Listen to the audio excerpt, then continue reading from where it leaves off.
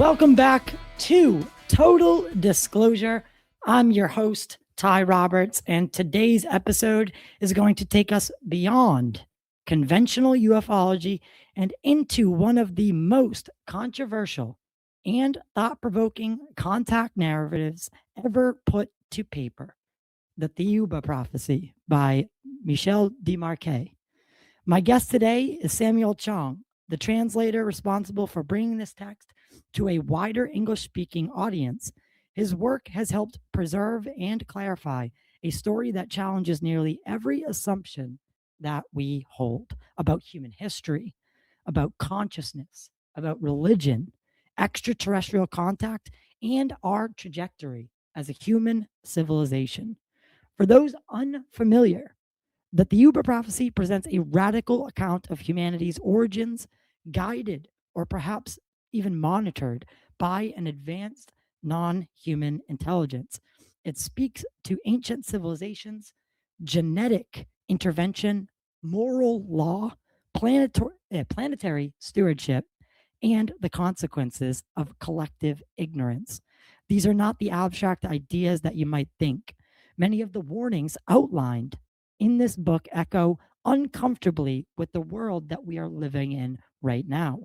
In today's conversations, we're going to be exploring the core themes of the text, the challenges of translating such a work, and most importantly, the real world implications that we continue to see playing out to spiritual disconnection from environmental collapse and the growing question of humanity's place in a much larger cosmic ecosystem. Samuel, welcome to the studio in Boston. Oh, thanks for having me, Ty. Yeah, we've had many conversations, virtual conversations, and I think you and I have over the years, garnered a really interesting friendship, and so I'm super excited to have you here today.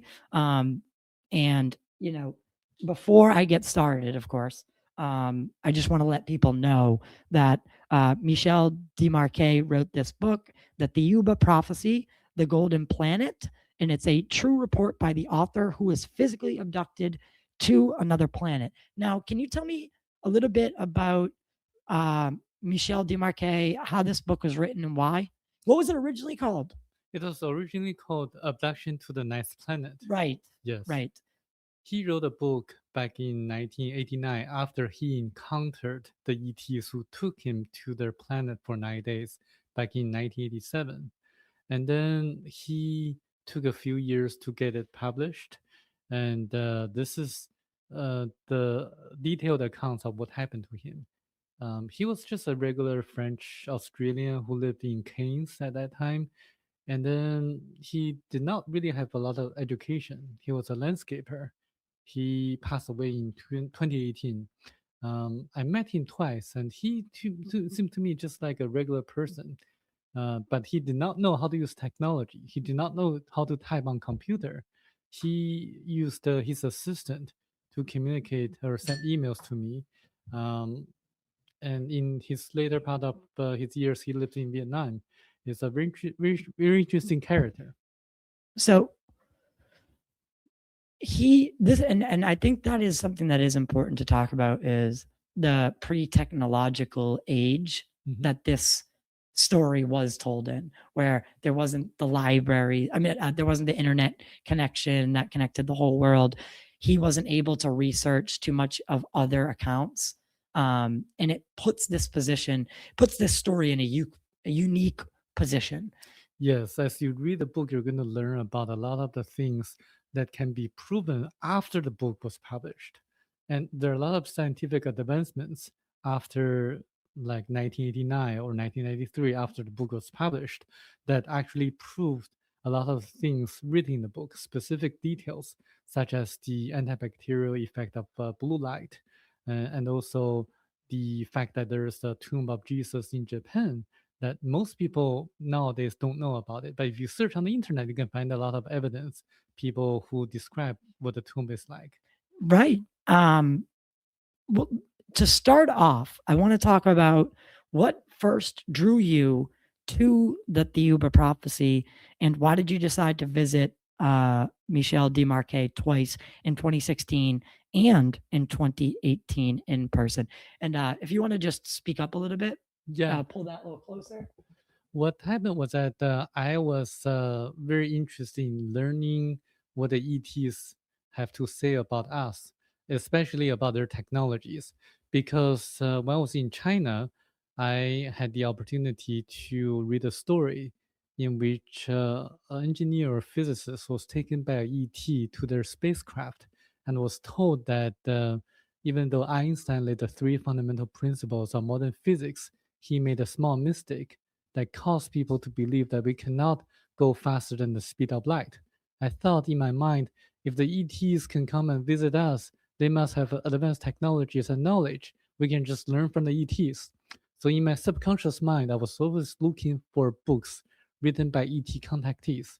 After I came to the US, I specifically searched for authors who claimed that they had encounters with extraterrestrials. And then on Amazon back in 2014, I found this book. It was selling very expensively back then, of over $100 or so. So I actually checked it out from a local library. Wow. Yes. Is that because there was just limited copies, limited publishing? It was not really published in the US. Okay. It was actually self-published by him in Australia. Right. So I had to borrow it from library through the interlibrary loan process. And then actually, to tell you the truth, after I read a book halfway through, I thought it's science fiction because it's too fantastical and too miraculous to be true. But then as I read into the book, especially the chapter on who was Christ, it actually gave specific accounts of what happened during the biblical times as documented in the scriptures in the Old Testament and New Testament. A lot of details can be verified and proven, and actually it connects all the dots about Really? religions. Yes. So, what was before we because I have so many questions about Mhm. that. What when you you're reading the book, you're like, this might be science fiction. What convinced you, or what was Michel like in person? His personality, his presence, his convictions. And how did he react when you said that you wanted to share the message in Chinese? Well, first of all, the book has to convince me that it's not a science fiction.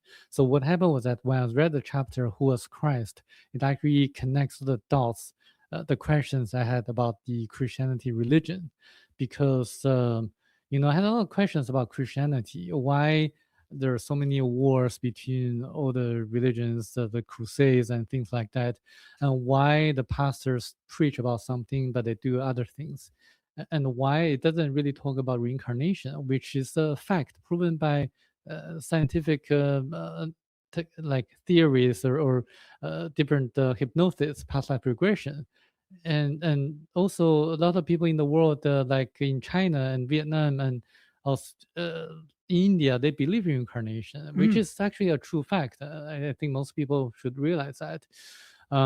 So and also it gave specific accounts on the tomb of Jesus in Japan.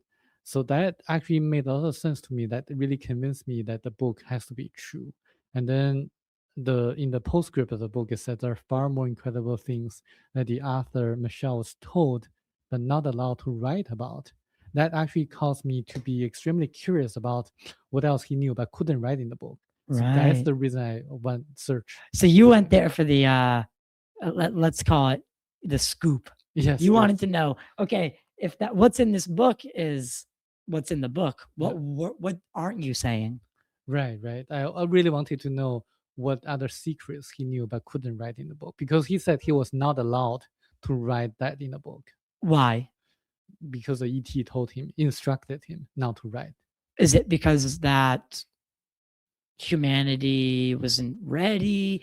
Do you I know that now, but I think most people are not ready to know about it yet. And also, I think it has certain reason, because the future really depends on our collective actions. So we can really change the future for the better, and we have to do the work on ourselves. that makes a lot of sense. And so to get I mean, this is going to be a question, a wild question to kind of get into, but what is the significance of Jesus? Was Jesus a real being, and I mean, I've read the book, so I know what it says, but for the people out there who don't, a lot of people have speculated things like, for instance, uh, born of a virgin, right? So what does that sound like? It sounds like IVF, Yeah. like in vitro fertilization, right? Yes. Immaculate, what they called some sort of, miracle was a virgin being pregnant, right? And being impregnated by God or the divine. So, was Jesus an alien? Christ was an alien, but Jesus was, Christ is an alien. yes, but Jesus was actually born out of the Virgin Mary from the embryo implanted by the ETs or the angels, what we would call the angels in the Bible. They had Jesus born that way just to catch people's attention and to fulfill the prophecies. And so that's why when you read the Bible, you don't see Jesus performing any miracles before the age of 30, before he began preaching. This is because when the astral body of someone goes into the embryo, it has to pass through what the ancient Nagas would call the river of oblivion for getting all the knowledge to perform miracles. This is right. Yes. So that Jesus actually went to India. And this is why some people say that Jesus went to India. And that's the Jesus who died in Japan. But Christ is a different figure, a different entity. So Jesus and Christ are Two different entities. One could perform miracles and one couldn't. The one who died on the cross and then resurrected was the one who performed the miracles, who preached about spirituality and love. And that's the one I would call Christ, okay. who is actually omnipotent ET. Right. And if I'm not mistaken, Christ is a word that is a derivative of the is it the Greek word Christos? Yeah, yeah. And angel means messenger. Yes. So if and again, if we're looking at it through a religious lens, the messengers came down to earth, and the ultimate message seems to be Christ, right? In the New Testament of the right, Bible, the hybridization of the divine and human, something that will bring the worlds together yes. to a degree. So there are two different concepts. One is God, the creator, which is a pure spirit. Most Catholics nowadays believe that the creator or God does not have a face. That's true because it's a pure spirit. It created everything, including the ETs and human beings on earth. So that's the creator who doesn't have a face. But in the Bible, when you read about the Jehovah, those are actually the ETs or the people who have been guiding over us throughout history. If you read the Bible, you're going to learn about like the parting of the sea for Moses during Exodus, the destructions of the two cities, Sodom and Gomorrah. And if you really read into that, you're going to discover those could be the extraterrestrials who helped the Hebrews. Right. And right. Yes. So this is actually what the book talks about. That make perfect sense. Wow. And I mean, the implications of that alone, I could spend 3 hours on. So, and it from your perspective, from everything that you've gathered from this book and from your time looking into all this stuff, what our ancestors called God, or not, not capital G God, but like the gods, and what today we look up and we say alien or non-human intelligence. Are we talking about the same thing? No, we are not talking about the same thing. God is a creator of everything, is a pure spirit that created all the stars, the planets, animals, plants, people on Earth, as well as extraterrestrials. But extraterrestrials are actually other human intelligence on different planets, and there are different kinds of ETs in the universe. Some are very, very advanced, and some are not so advanced, like the ones that crashed on Earth. the Roswell incident, and in which we recovered some of the vehicles of the ETs, like because they crashed, that indicates or gives some people hints that their technologies are not that advanced. They have faults. They have issues that need to resolve.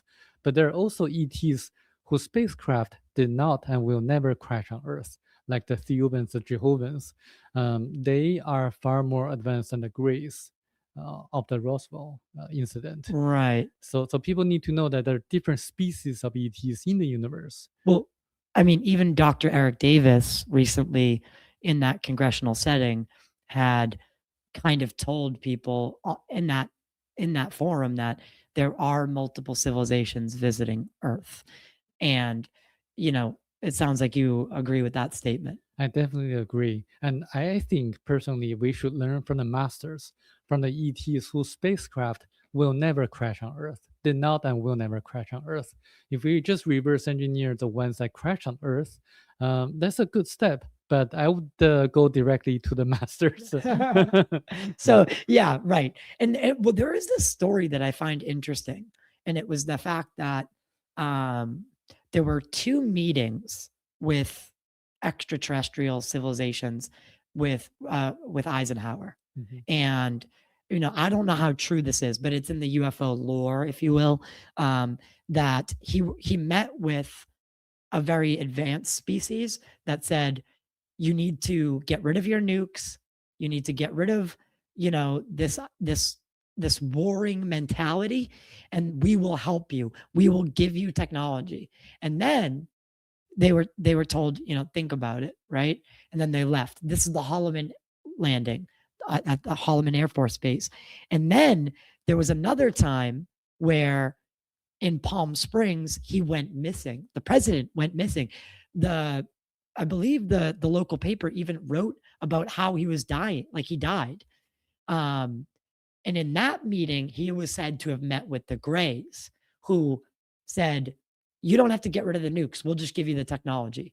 And he went with them because he didn't want to get rid of the nuclear arsenal, or he didn't want to, because he didn't think that, if the United States got rid of their nukes, Russia wasn't going to get rid of theirs, right? So he went with the Greys proposition instead of the other proposition. So we had a fork in the road, and we chose ignorance for technological advancement rather than ascension, and to kind of evolve past this idea of war and killing each other.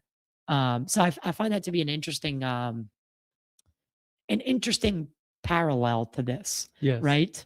That kind of shows that the Greys are not that spiritually advanced compared to the other species of the ETs. Exactly. Yes. So the book, I want to kind of get right into it, of course. The book recounts, and for anyone who hasn't, please, get out there, get a copy, and we'll tell you how to get it. Get a copy of the Thiaoouba Prophecy, because I think, again, it's a very, very good, it's a good book if you're a religious person. It gives you a lot of context. So anyway, the book recounts Michel being taken. Yes. I want to say that word, taken, to an advanced planet by beings called the Thiaoubans. What do you think is the biggest misunderstanding people have about this encounter? Well, it's a real encounter in which he was physically taken to another planet, not spiritually, not psychologically, Not astrally. not astrally. He did not have an illusion. He was physically gone for 10 days. It is proven by his family members, his son, that I'm still in contact with, and also proven by his wife, who actually saw him disappear for about 10 days or so. So his wife was actually quite worried about him having gone for 10 days. And she thought that he was having an affair with another woman. And so this actually caused a marriage issue. And this is one of the reasons they divorced after he came back, even though he left a note to his wife. His wife still does not believe him. Wow. Well, that's very, I mean, the story of Bob Lazar, right? Yeah. So same thing, Yeah. right? Different, but same. He would disappear at weird hours of the night because they'd call him in to go to Area 51, and his wife thought he was having an affair, so she had an affair. And Yes. and then he ends up getting kicked out of the program because they're tapping his phones, and they find out that his wife is having an affair, and they go, "Oh shoot, this guy's not going to be stable. His family life is in rubble. Yeah. We can't let him in." So I find that's an interesting parallel. So talk to me about, okay, so his wife and his son, they testify to the fact that he was gone for 10 days. Did they file any police report? No, they did not, because he left a note to his wife saying that he'll be gone for 10 days or so, and there's absolutely no need to worry about him. This is the reason she did not file a police report. So he had the time to write a note.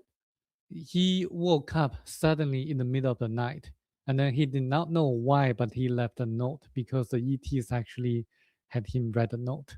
And then he walked outside of his house to the yard, and then he was lifted up to the middle of the air. Wow. Wow. So what happens next? I mean, I'm fascinated. And then he encountered a very tall, 9 or 10 foot tall, beautiful ET being who told him that they were going to have a trip together. And then he would be enjoying the trip. And then the ET was a female or hermaphrodite. She took him inside of their spacecraft. And then they went through the cleansing process in which they used the yellow light and blue light to disinfect him.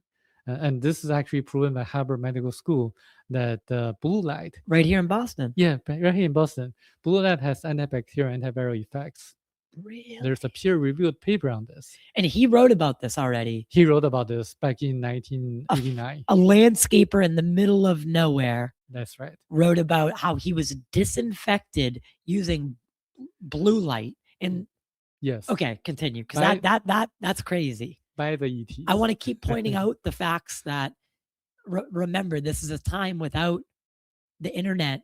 Nothing, you couldn't just call the United States and figure out all the different scientific qualities that would need to make the story provable, or how do you say, like it would check out.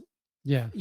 And it wouldn't check out for now, but in the future when they would find these things out. Right. Continue. I'm sorry. And then they also used another, I would say, drug to really cleanse him, but they had to do that while his astral body leaves his physical body. So during this cleansing process, he had an astral travel experience, which he was able to observe what they did in their spacecraft while his astral body left his physical body.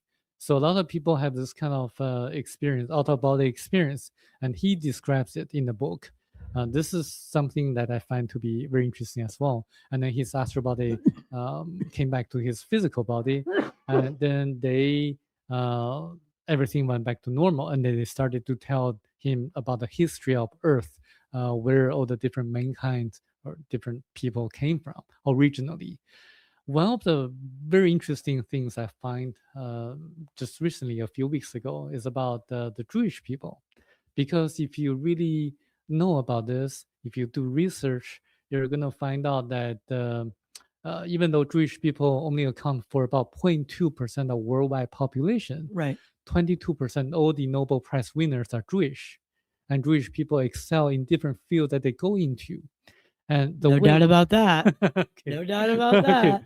And then the ETs told him about all the different history of different people, including the blacks, the yellows, the Caucasians, the ancestors of the Polynesians, and the Hebrews. When you say yellow, I just got to ask, do you mean Asian? Asian, yes. Okay. Asian, Okay. Chinese or Japanese. Asian, okay. Yes. So this is and then I thought you meant The Simpsons or something. Yeah, I'm just kidding. and that logically and reasonably explains why Jewish people excel in different fields that they go into, and why they were the chosen people as described in the Old Testament of the Bible. Yeah. Yes, very logically. So if you really do a lot of research, you're going to find the Ashkenazi Jews have 5 years longer longevity than the average non-Jewish people. So if you read the Old Testament of the Bible, you're going to see that the people in the past, they used to live 800 years or 900 years, and there's a reason for that. Very logical reason. And I would employ or encourage the audience to read the book to learn about the reasons. So you're saying human beings lived for up to 900 something years. Hebrews. This could specifically Hebrews. Specifically the Hebrews. Yeah. I find that interesting. I know you say specifically Hebrew, but you ever heard of something, the King's List? The King's List? Egyptian King's List? No, I have not. The King's List of all the pharaohs, or it's the yes. pharaohs list. Okay. And they, this person ruled for 1,500 years. So I'm just wondering if something like that is actually possible.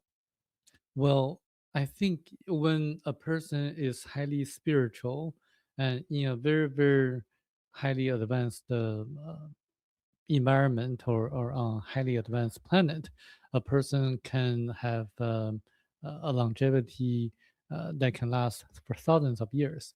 Because the ETs from Thiaoouba, from this book, what the book talks about, they don't die at all because they can generate and regenerate their cells and tissues. So they don't die and they're forever young looking people. So they are like Nordic looking. They can perform all the miracles as performed by Christ. They can communicate through telepathy. They can levitate. They can materialize objects. And they can do everything that we can imagine, like healing all the different diseases. So they're highly advanced beings. And if someone is highly spiritual, in a very highly advanced environment or a very advanced planet, that person wouldn't die. Wow. Yeah. So the key to immortality is not necessarily medical. It's in not in the modern sense, medical, right. but it's more spiritual and inside. Yes. That's that's crazy. That's interesting. Yes. To a lot of ladies, you should keep that in mind. Yeah, right. So obviously this book challenges traditional history. Yes. From the Great Pyramid's purpose to the real origin of Jesus and Moses, like you've talked about. What aspect of ancient history in the book has most dramatically shifted that your worldview? Well, since I was young, I was always questioned or asking about how the pyramid was built and for what purpose, and what about the statues on Easter Island, and they are actually the remnants or remains of the ancient civilizations. And to credit Graham Hancock, yes, we had several great resets of ancient civilizations in the history of Earth, of mankind. And this book actually talks about the two great resets in the past. We all came from different planets originally. The blacks, the yellows, the Asians, and the Caucasians, we all originally came from different planets. Because if you really know about geology or astronomy, you're going to realize that planets have their longevity. Right. So what happens is that when the core of the planet cools down, it will no longer generate the magnetic field that captures the atmosphere, which would then turn a planet into like a Mars. Yeah, like a desert. Completely uninhabitable. Yes, because Mars is a dead planet already. Yeah. The core has cooled down. But Earth still has a hot core. Which is rotating consistent. Yeah, wow. Generating the magnetic field. So he's learning all of this during this visit. Mm-hmm. I want to go, obviously I just spun off a little bit, but you're at, they're telling him all this stuff, right? You said they're Nordic looking. So those are the Nordic looking beings? Yes, but they're hermaphrodites, meaning that they have both male and female sexual organs. So they're meaning gender, like meaning can they, does that mean that they can produce offspring by themselves? That's right. They don't need a partner or a mate. Okay. Well, honestly, that makes kind of sense, right? Right. But Okay, so continue with his experience on Thiaoouba. I want to hear more. So they're telling him these things. What is the architecture he's seeing? What are the colors that he's seeing? Like, what does the planet look like? The planet looks like a golden planet because as he approached the planet, he saw a golden mist surrounding the entire planet. Very beautiful looking. And once he landed on the planet, there are two things that are very different from Earth. One is the gravity of the planet, which is much lighter than that of Earth. And the other is the beautiful colors, like very strong colors that actually had drunken him. And he had to wear a facial mask, like sunglasses, to filter out the strong colors in order to be able to remain on the planet Right. without getting. So similar to like, something an astronaut would have to wear, like in that same vein, Yeah. like to protect themselves, but not from the not from that, but from the amount of light that Yes. was coming in and the different colors that maybe aren't on our spectrum. Wow, that is such an intricate detail. And Yes. the golden mist around the planet, I've heard that before in the sense like the Anunnaki, right? Mhm. How they needed gold to fix their atmosphere. Is Mhm. this something that's true? Well, to the Theubans, they wouldn't need any metals or gold because they can generate materials or objects using their mind or their will because they're just as powerful as Christ because they have the ability to do so. They wouldn't need any raw materials or minerals from other planets. They So have out of enough. nothing, they can create Yes. diamond, Yes. gold, From energy into matter. matter. Yes. Okay. So what are do they have structures on this planet like cities? What does this look like? Yes, they have what they would call dokos, the living or the dwellings that they live in. They're very unique structures. They look like egg shaped or half egg shaped structures. When people are outside, they cannot look inside, but when they're inside, they can see outside. So it's one side transparent. It's just like the glass, that one side glass. The like interrogation glass and Yeah, yeah, the one-way mirrors. yeah. One would be. That's bizarre. And as far as vehicles would go, are they using these craft? Like, do they all have one? They don't use cars or planes because they can fly using a very small device that can neutralize gravity and using a force field to move them around, traveling at 200 or 300 miles per hour. So they don't have a big vehicles or carriers. They just have a small device that they carry on their hand and also on their waist. And this is what Michel, actually the author, experienced using to travel on their planet. It's a very beautiful scenario and very enlightening experience for him. So he really didn't want to come back um, after 9 days. I wouldn't want to Right, either. right. Would So want to come back here right, right. after you see a planet of gold, a golden planet. Yeah. Is so that's I mean, okay, so now he comes back, right? Mhm. Let's, I mean, because you've kind of told us what they look like, how they are. uh, They're speaking in this telepathic nature, so it's just translating immediately to him. Well, according to them, they can have two different methods of communication. One is like we are speaking right now through voice or sound, in which one of the ETs they can speak all the different languages because they understand how to do that. They can actually download the knowledge to speak different languages from each other. And the other way is through telepathic communications.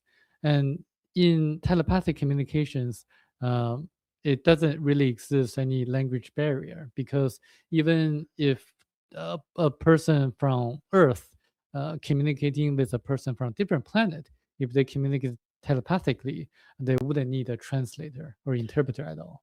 Right, because it would essentially, and you're just like entanglement, right? Yeah. The If I wanted to talk to you as a telepath, right, in telepathic nature, this is the way I would assume it worked, would be our brains would become entangled, and so anything you knew, I would know, and anything I know, you would know, and then whether you have access to that is a different story, right? Right. But somewhere it's an auto translate, Yes. right? And the ETs could tap into Michel's mind at any time. And Michel actually wrote in the book that he sometimes felt offended or his privacy Was being invaded. invaded. Yeah, being invaded, yes. And then the ETs promised him that they will not do that unless when it was absolutely necessary. I gotta ask. Obviously, Jesus, right? I can see it, I can understand, but why Michel? Why now? Well, Well, why now? Why then? well, um, Michel Desmarquet was someone who had 80 past lives. And this is something that's also written in the book, which is reincarnation. Okay, A, yeah. a So I con- guess a, that has to be in there, right? This idea of past lives yes, a concept that was removed from the Bible, but a by concept the of Council of Nicaea. different council meetings. They kind of gradually removed certain parts of the ancient scriptures. Would Um, these just to ask, if we could ever get access to like the Vatican archives, do you think the information would be there? I believe so. Okay, interesting. Keep going. And actually, the early Christians, they believed in reincarnation. So the original cover up, for everyone's record, came from the church. Yes, that's right. Um, Michel was chosen for, I think, three reasons, as he wrote in the book. One is that he was man of action, so he took actions immediately because his purpose was to have this kind of experience and write a book to warn people on Earth about the dangers, the real dangers on Earth. And the second reason was that he was a man that did not have any preconceived notions or presuppositions. If they took like a physicist or ufologist, then they would be afraid that the ufologists would have taken their own ideas or ideologies into the writing the book. Their, like you said, their preconceived notion or their their ideas would influence the actual message when it came time to translate it, whereas Michel was more like matter of fact. Yes, Like a blank piece of paper to write on. I was that's weird. I was literally just about to say almost like a blank sheet. Yes, A blank blank sheet. that is my God. And the third reason is that he had 80 past lives already, and that was his 81st life on Earth. And people like him, like Soko, what they would call him Soko, can survive for 9 days on their planet. What does that mean? That means that he had experienced 80 past lives. No, so Sokol means Uh, specifically you've 80 past lives. Yes, he was having his 81st lifetime on Earth, so he was like old soul, and who can survive Okay. for Got 9 days on their planet. So this is why they want to take him, so he could survive for 9 days on their planet. So he couldn't stay longer. He couldn't stay longer, but if someone else, That's another interesting detail. yes. Otherwise, he would have died if he stayed for more than Exposure 9 days. to too long in another environment. I get that. Yeah. Scientifically, all these details are so intricately complex. Yes. And the way that they explained about reincarnation and the process, how we purify our soul to move up the ladder to be more spiritual, is also very complicated. But it actually explains a lot of things that Christians may ask. What if Adolf Hitler, regretted and believed in Jesus before before he died? Would he go to heaven?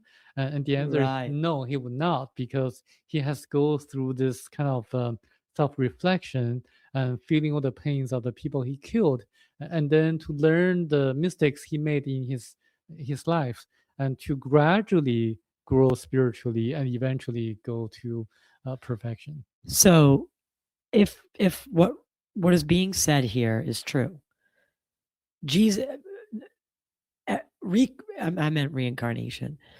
Hitler is either in the between state right now, doing a lot of reflection, because time I would assume works differently in an ethereal realm, Right. right? This limbo or um void between the physical world, where our consciousness originates from, the source, right? Yes. The ether. Um, he's either there doing a lot of reflection, or he's been reborn and he's out there somewhere right now. He just doesn't know it, and we don't know it. Right, right. It's really difficult for anyone to know. But he has to go through the sufferings of the people he killed in order to progress further. Yeah. I figure it will take him a long A time long for time. reflection. Yes. Right. Yes. So he might not come back to another body because reincarnation is something I heavily do believe in. Mhm. It makes way more sense to me because the universe, the world, from a micro to a macro level, there's a lot of thing the universe isn't, and one thing it isn't, it's not wasteful. Right. Right? Life seems to be special. It's unique. The spark that's inside of you, the spark that's inside of me, I can see your spark, right? I can feel it. But when I saw my mother die, I watched that spark go away, Mhm. right? That essence that made her her went away right before my eyes. And I watched it as an orb literally leave the room, right? And then when I look back, instead of seeing what I see when I look at you as a human spark, Yeah. it was just like a empty vessel. Yes. And you know that, right? Like people, when they see a dead person, and I know it sounds grim, but you know that they're not in there anymore, That's right. right? We all have a spark of divinity, and we use our physical body as a tool to learn spiritual lessons. To interact with the physical world, Yes. right? To experience, yeah. So that's something I am. The more people I talk to, the more I hear that's the route that I'm going down. So Michel comes back. Yeah. The 10th day. Or is it the 9th day he comes back? The 10th day. It's the 10th day he Yeah. returns Yes. to Earth. Yes. What happens from there? So he really had a hard time explaining what happened to him. And then the first thing he did was he slept for about 3 hours. And then after he woke up, so his family members wondered like where he had been, like where he visited, what happened to him. And then he gathered his son, his wife, and told them about what happened. And his son believed him, but his wife did not. And then he started writing the book because his purpose was to write a book to warn about the people on earth. About it's similar to the Book of Enoch. It's a parallel. It's in my questions. Yes, yes. So we are, the reason that they took him is that we are at a very critical moment of time. If we don't make the change, the necessary change, then we will be heading a disaster, a catastrophe. And this is the reason why they took him to write about his experience, to send warnings to the people on earth, so that we can make our own decisions, our own choice, to have a better future. Because when the creator created all the human beings on earth, it actually gave our freedom of choice or free will to make certain choices in our lives, and also for earth. When you read the Old Testament of the Bible, when you read the story of Adam and Eve, the apple in the Garden of Eden, Yes. that's, to me, is a story or parable on free will. Yes. So when you are told not to eat an apple from a tree, but you still do, you are exercising your free will, and you have to um, face the consequences and bear the responsibilities. And similarly, we have the free will to decide what to do, and we have to face the consequences as well. the karmic effect, the laws of karma is actually a universal law that no one can change. So this meaning, you know, the kind of person you are, the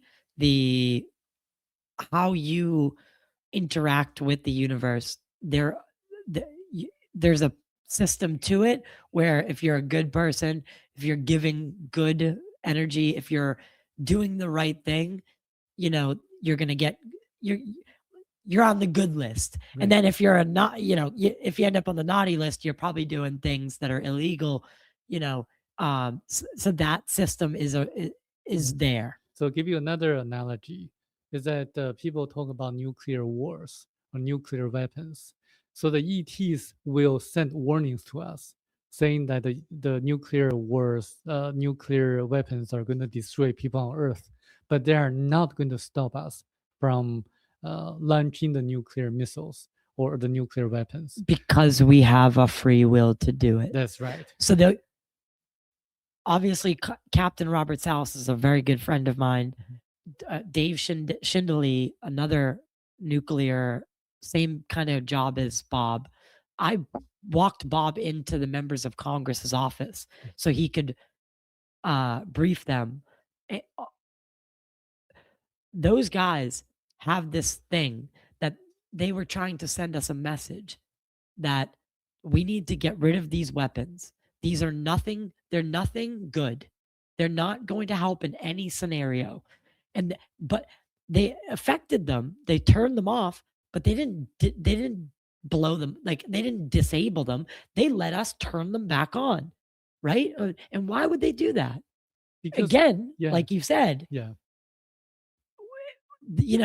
if we decide to launch those things like we did in World War II to end the war, you could argue that was justified. Justified, yes. You can argue that fact morally, but we also, the second one is less justifiable, right?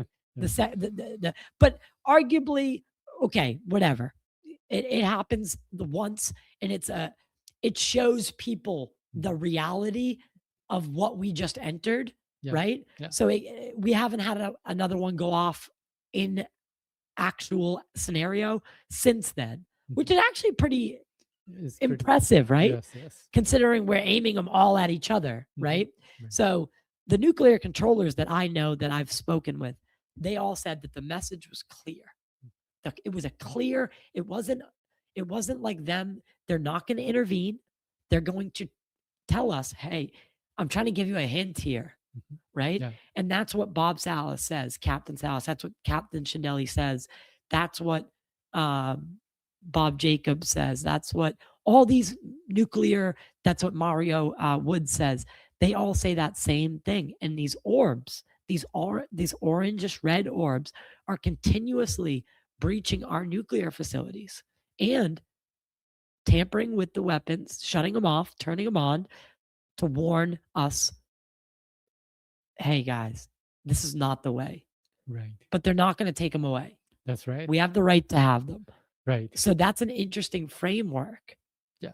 So, and these guys have gone on to now, test to their life's goal is to tell people, like, we need to get rid of this stuff. Right. So that's a common theme in like I said, abduction stories. So that as a theme here too. Yes. And actually, sorry to go way off, but yeah, I find that interesting connection there. Right. Because the proof is actually there that what Michel is saying, they are so warning us. Yeah, and also the book talks about the universe being a big atom. Once you deploy or launch like a nuclear weapon, it affects all parts of the universe. So that actually is mentioned in the book. I find that to be very interesting. So we might be doing damage somewhere else. Yes. That ramifications that it's like we rang the bell.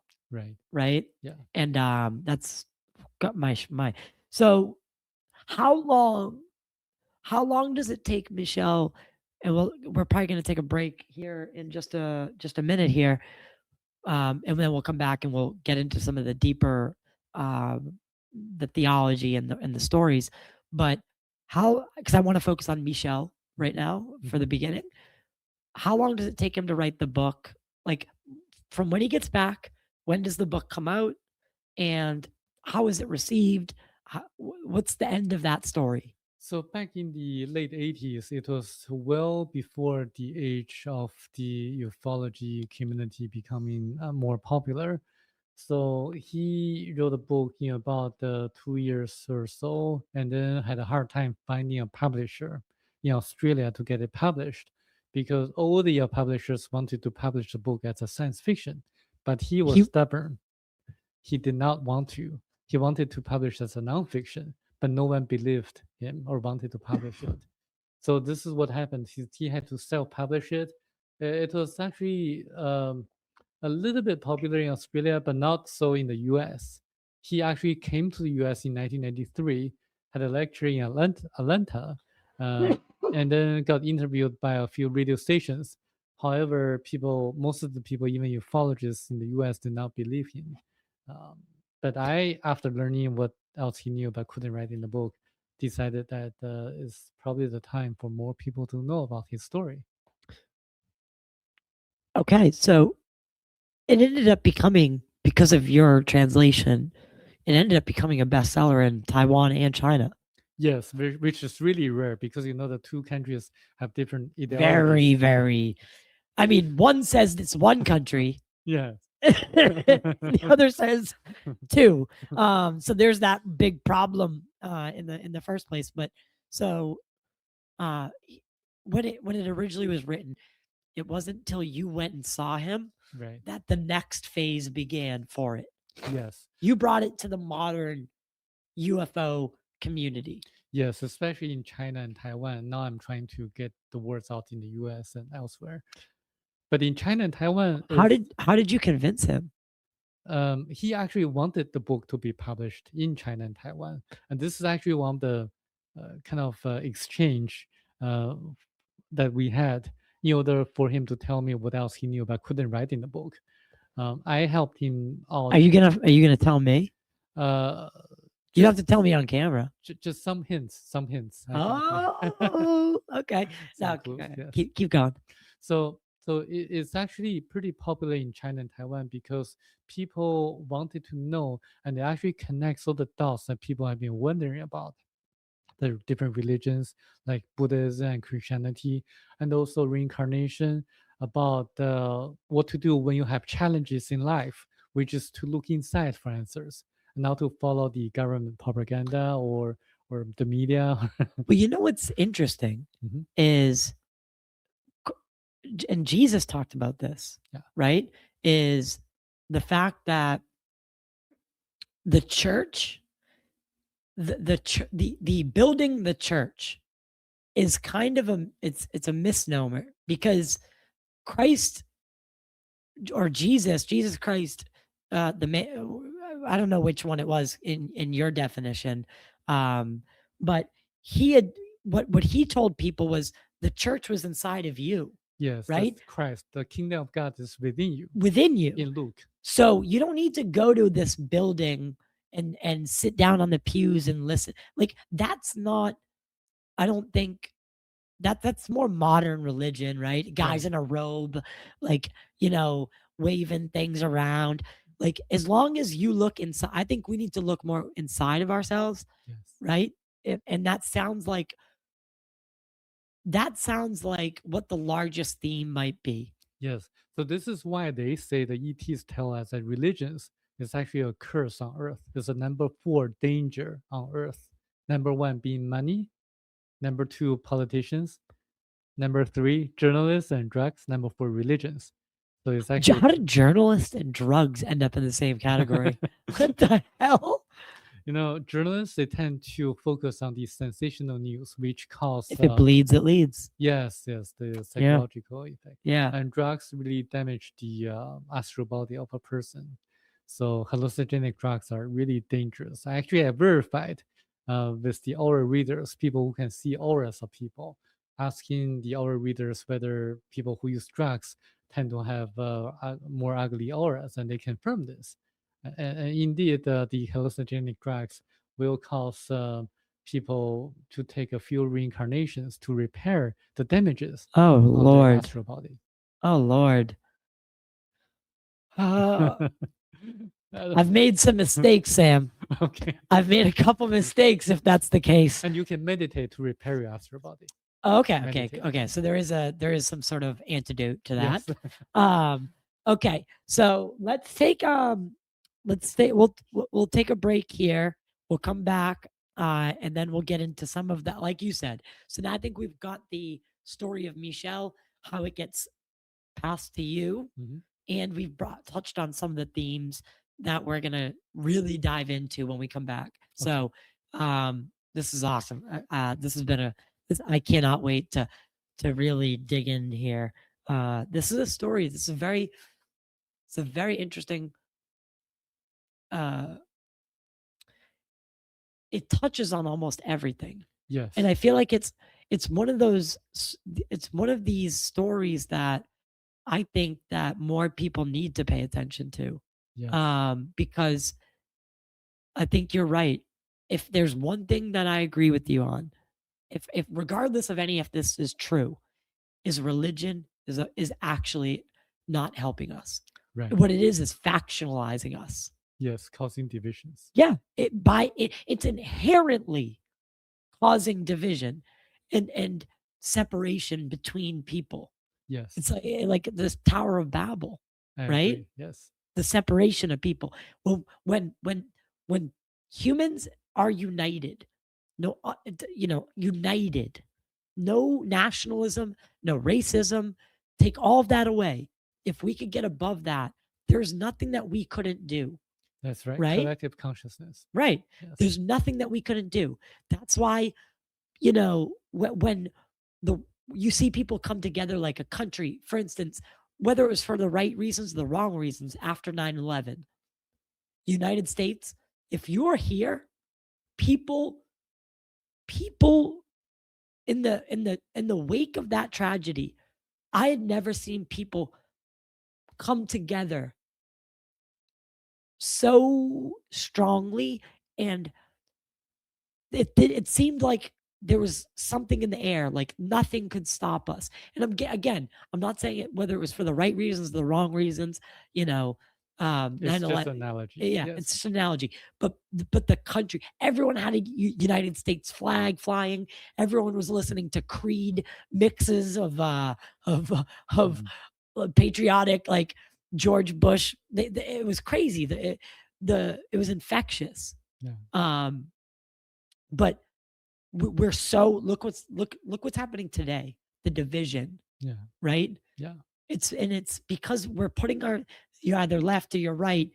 If you think differently, you're the enemy. I think people lack the knowledge that politicians come and go every 4 8 years, but there's a group of people that runs everything behind the scenes. Yeah, the deep state. It really doesn't matter whether it's the Republican or Democrat in power. It's a puppet. State. Yeah. The deep state, the career bureaucrats, which were never supposed to be a thing. Mm-hmm. That was the government wasn't designed for career politicians. Yeah, and it wasn't designed that way. And actually, Danny Sheehan just he's a good friend of mine. Yes, and I work with him too. So that he wrote a very, very interesting article on the origins of the deep state. Yes, actually came from Alan Dulles and all those people. Yeah. Correct. And Alan Dulles, geez, we got to take that break. But yeah, so we'll get into more of this. But this is where I want to go with it, is making those connections. Okay. Because I think if we can spark that audience, because I think people will really resonate with a lot of what this book touches on. Mm-hmm. So let's take a quick break, and then we'll get deep into this. Great. All right. Mm-hmm.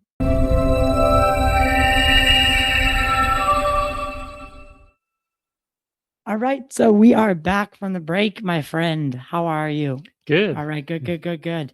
So I want to dive some more into these themes here, obviously, and I'll start off. I want to open this up, and the book says humans exist physically only to develop spiritually. So they exist physically only to develop spiritually. How do you interpret that? And, is our physical reality training us or testing us for whatever comes next? You talk about reincarnation. So, what are we here to do in the ultimate scheme of things? So we are here to learn spiritual lessons. We are using our physical body as a tool to learn the lessons that we need to learn to progress, to go through the different filters until we reach a state which is equivalent to the state of paradise or the creator. So we can all become the creator or part of the creator, but only if we learn sufficient spiritual lessons. And I think a lot of ancient scriptures say this, but sometimes they use the story to as parables. So it's Hmm. just, I see life just like a test in which the questions are already pre-made, but we have the free will. We have the free will to respond to the questions correctly or incorrectly, or to get a perfect score or to fail. So this is our own choice. And that's that karmic scale, Yes. right? That this way. And do you think that, because there's been this idea presented amongst the UFO community um and the larger spiritual community, if you will, but the fact that you know we are all experiencing, like, we're nodes of this oneness, this Yeah. source, and we're all experiencing a different aspect of it and returning to that source with these different experiences, right? Yes. Like, so we're the that's what hell would be, is, right, is Yeah. finding out that every person you've ever wronged, you're only doing it to yourself, Yeah, right? exactly. Because when a lot of people who have near death experiences tell that how after they pass, they experienced everything that they experienced in their life. Is shown to them as a holographic film. They can experience and feel the pains and sufferings that they wronged, the people they wronged. They can Right. also feel the happiness and the appreciation of the people they helped. So in a sense, it's kind of like a life review process Yeah. to see how evaluate how they did in their lifetime, and they would be able to learn the mistakes they made and to how to improve in their next reincarnation. Yeah, and this is common, again, like you said, among near-death experiencers, and I think that's like the idea of where maybe, like, because where does the paranormal fit into all of this? Where, like, of course, the story resonates because, of course, there's, a non-human intelligence with the Ubins, right? There's the craft that explains what we see in the sky, their ability to uh, create things out of thin air. It explains why our ancestors may have called them or mistaken them for gods, and prayed to them, and created religions for them, or I it all makes sense to me. But where does, like, the paranormal and the supernatural fit into all of this? It depends on which topic you're referring to. If you're talking about ghosts, actually the ETs explain what ghosts are. Ghosts are the part of the astral body after a person passes, which remains on Earth until they're recycled by nature or when a person reincarnates. So what happens is that when a person passes, the astral body leaves the physical body. And then because the astral body is composed of electrons, 81% of electrons will go to their higher self after 3 days. And then this is why Christ resurrected after 3 days. And this is why Oh, in okay. Tibetan culture, the corpse of the dead are not to be touched for at least 3 days because they And think that the cycle has not been completed yet. Um, so this is why. But the other 19% of electrons will remain in nature. And because they're composed of electrons, they resemble the appearance of the person who lived. And because they also contain memories, this is why ghosts frequently haunt the places they loved or hated. right. Okay. So that would make a lot of sense. The wow, wow.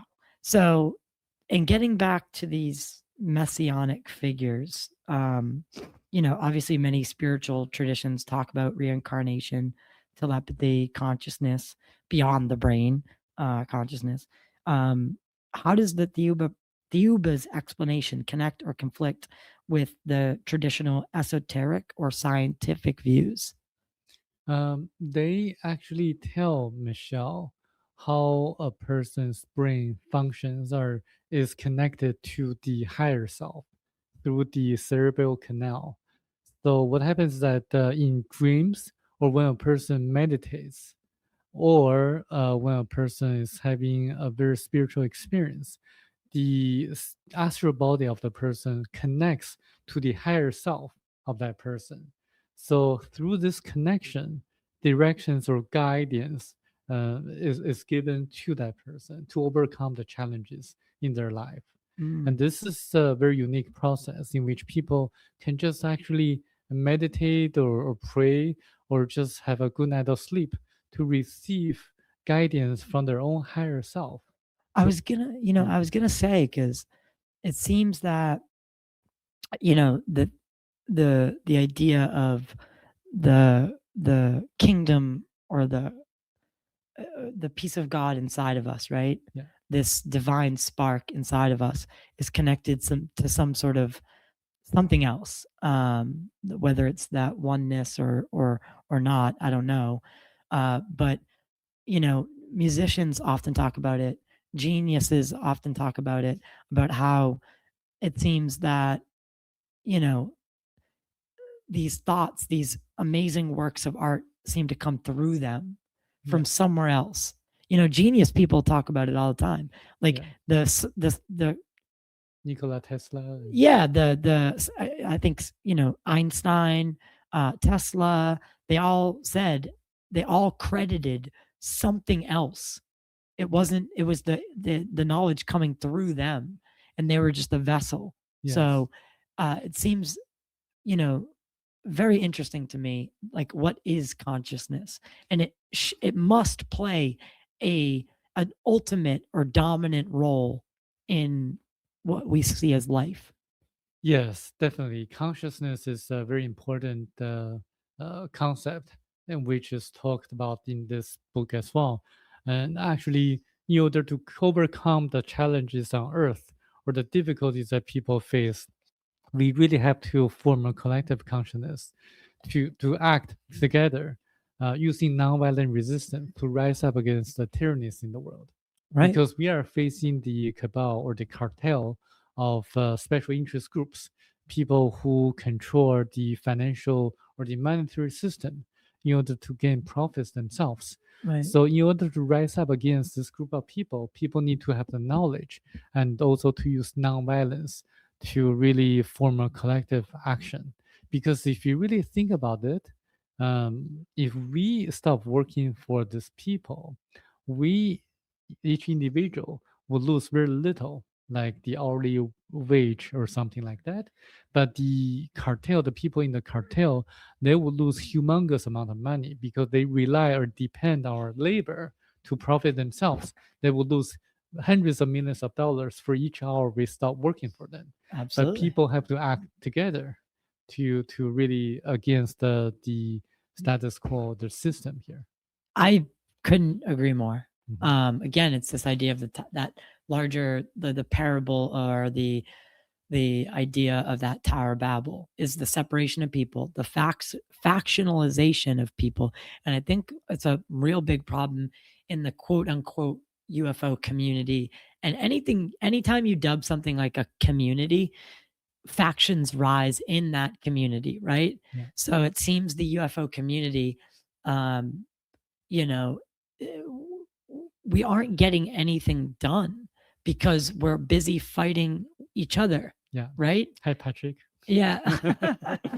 um, and it often causes this problem where we're not focused on the ultimate goal, Mhm. which should be some sort of disclosure, Yeah, right? It should be.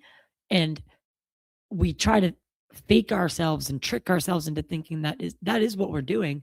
But unless you're out there and you're doing something about it, Mm, you're not. mhm, And when you are the person that's out there doing something, I know you've done a ton, of traveling mhm. for talking about this book. I've done a lot of things in DC with like I said, I've taken action, but I also know my place, Mhm.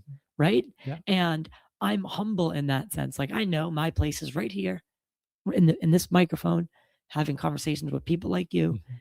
and then I do what I do on this, with facilitating what I can with members of Congress and trying to move the needle. I know what my job is, and I don't try to be anything I'm not.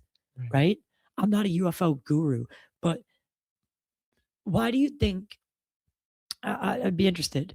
What if the ultimate goal is a government disclosure? If that is the only thing that is labeled capital D disclosure, do you see something like that happening where the president comes out and announces that we're not alone? I think it's possible, but it really requires a grassroots movement or action by the people, the populist people, the mass. Because if the mass doesn't really say anything about this, the special interest groups are still going to control what they have been controlling over the last few decades. So I think we have to mobilize the mass, the people. If you really look at history, all the great revolutions started at the bottom up process, not And the top down process. right, civil rights movement, the um, um, for women's rights, all of these things, for gay lesbian rights. Yeah. These are bottom up movements Yes. that took on this snowball effect. Yes. So, could you actually see people taking that kind of effort with a topic like this? Well, I think we need to really know what people care about first, and then gradually insinuate messages of spirituality and disclosure to the people who care about their day to day issues. There are ways to go about that, and actually, I've been planning to start a grassroots effort in the US and also in other parts of the world to wake people up because people care about their financial issues, their health, their family, I and was gonna how say to, yeah. the bandwidth is very small for this, right? Yes, I know. When we look around and, you know, California's on fire every other year. Yeah. Protests are happening because of, you know, call it what you will, but all of the stuff that's happening right now, with the, with you name it. Mm. And to put that into context, right now we're living in a time when, um, you know, like whether you support ISIS, what they're doing or not, like I'm not here to pick a side, but people are getting shot on the street, and like protests are happening over massive fraud. So it's hard for me to think about, like, when all that's happening, when wars are happening in Ukraine and throughout the Middle East, like Iran and Israel, or the Palestine and Israel. When all that's happening, are people really going to care about UFOs? I think it's important for people to have the knowledge that the people, the citizens of all the different countries, do not want wars at all. I have talked to a lot of people, and they do not want wars. But if you are the shareholder of a defense company that sells weapons to each side, then you would want wars. You would want to create wars so that you can still and continue to sell the weapons to the sides. And I think this is probably one of the reasons why there are a lot of wars in the world, because they're created by the people who run everything behind the scenes. When people have the knowledge, then they can take actions to stop that from happening. They can really mobilize themselves and start a peaceful, nonviolent resistance movement in different countries. And I think that's actually one of the examples that the ETs gave us, stated in the book, that it only took about 4 people to start a movement and to change a government regime from dictatorship government, totalitarian regime, into a democratic, more spiritual regime in which no wars occurred afterwards. It only took 4 people. That actually occurred when the 4 people protested in front of the palace of the government. And then, unfortunately, they got killed, but people started to wake up after learning what happened. And it created this kind of inertia or snowball effect. And people stopped working. They had a general strike. Everyone joined, participated, including the police, including doctors and lawyers and professionals. And then the government had a shutdown. And then this is what really caused the government to have the change. And I think that can happen to a lot of the countries in this world right now. And but that has to be started start at the grassroots level, because only when that happens, it can be long lasting. Because if you Mm. start to change at the top of the government, the president or or the president's people, then it's not going to have the support of the mass. It's not going to be stable. So this is why we need to have this kind of inertia or collective action. One sec. The camera, the silver camera.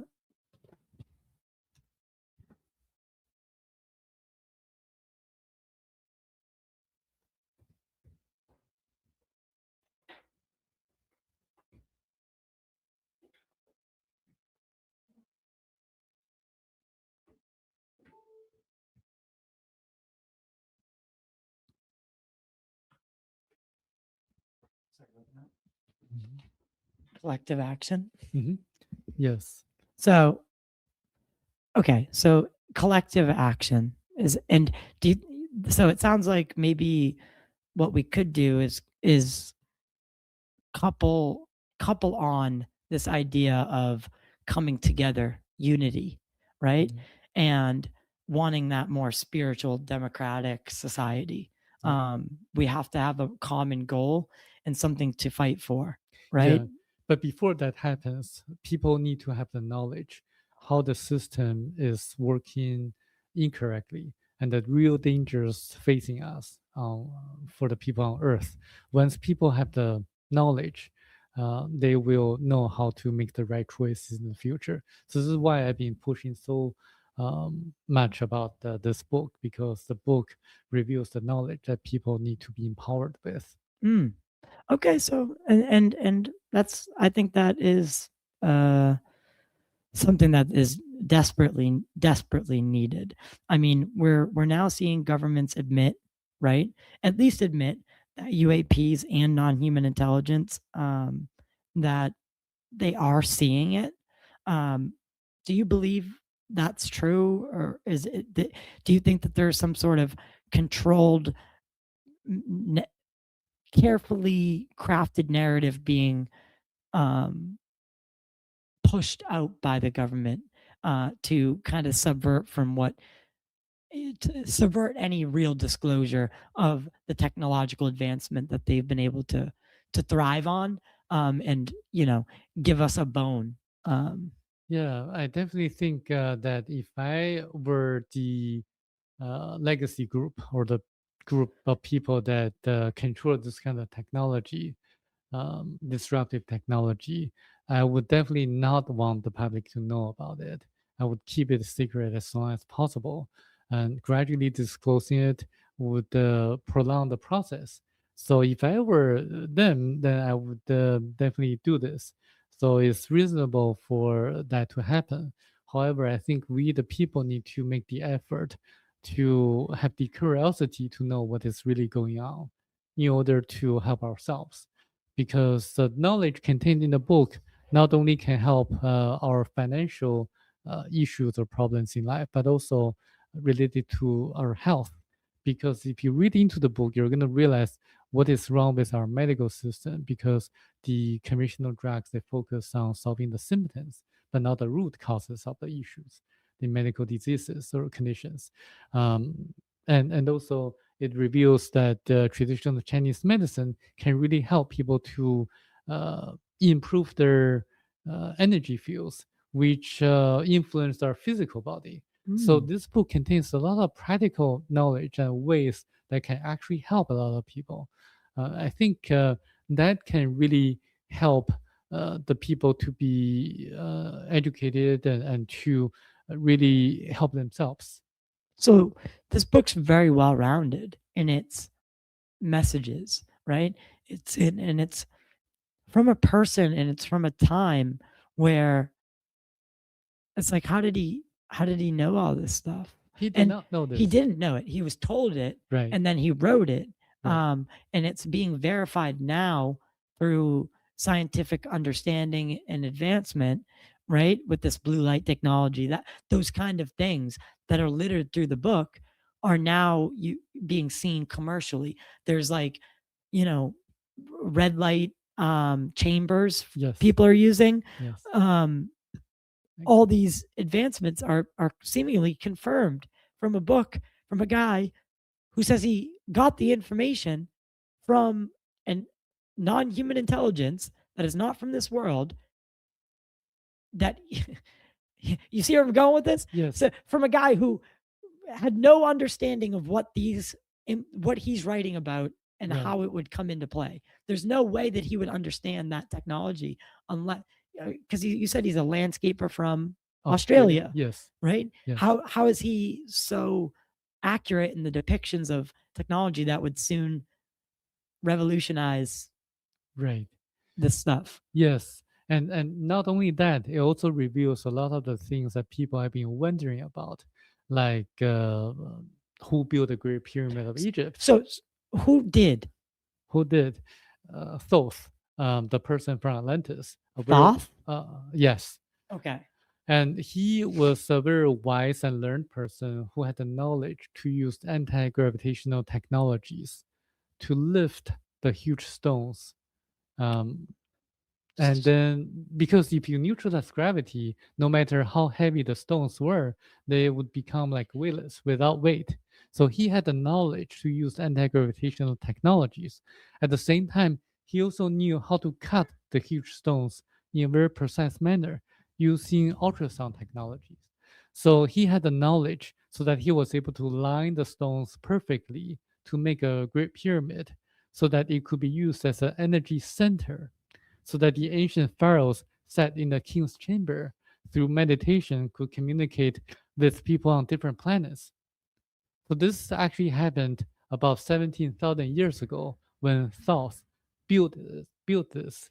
And then, 17,000 years ago, yes, which obviously predates what predates. they say Yes, by many years. that's right. Um, so the Great Pyramid is this cosmic phone Yeah, with other worlds. communication center or energy center that can not only communicate with people on different planets, but also to make rain through a metal alloy plate. I'm sorry, make what? Make rain. So to make Egypt or near the area to The, fertile to have rainfall. right, the Giza area was very lush, right, Yes, at one point, yes, and not the desert that we see. yes. Because So we don't know how to use that anymore. right. But in the past, Okay, so yeah, what would power such a structure? Would it be liquid mercury, like some have suggested? Going through these. Uh, uh, Now they've the I don't know if you saw the SAR scans yeah, of what look like um, copper rods going down with yeah. this. The subterranean Yeah. structures. So So what happens is that with that pyramid structure, it can capture cosmic and terrestrial energies so that it could be used as an energy center. So this further proves that it can capture terrestrial energies through the subterranean structures that recently was discovered. do do you think Tesla was tapped into that same idea, I that think same technology? I think Tesla mentioned about the pyramid. Yeah. Yes. Right. So I think he had this knowledge as well. But unfortunately, 14,500 years ago, we had the second great reset, which coincided with the disappearance of Lemuria and Atlantis. in the Pacific Ocean, Atlantic Ocean. So once the two continents disappeared, we had the second great reset, the loss of ancient knowledge.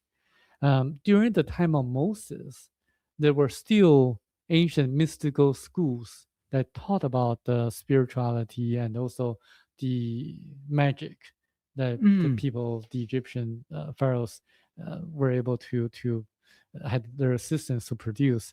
But but in the time of the birth of Jesus, most of the people did not have the knowledge anymore.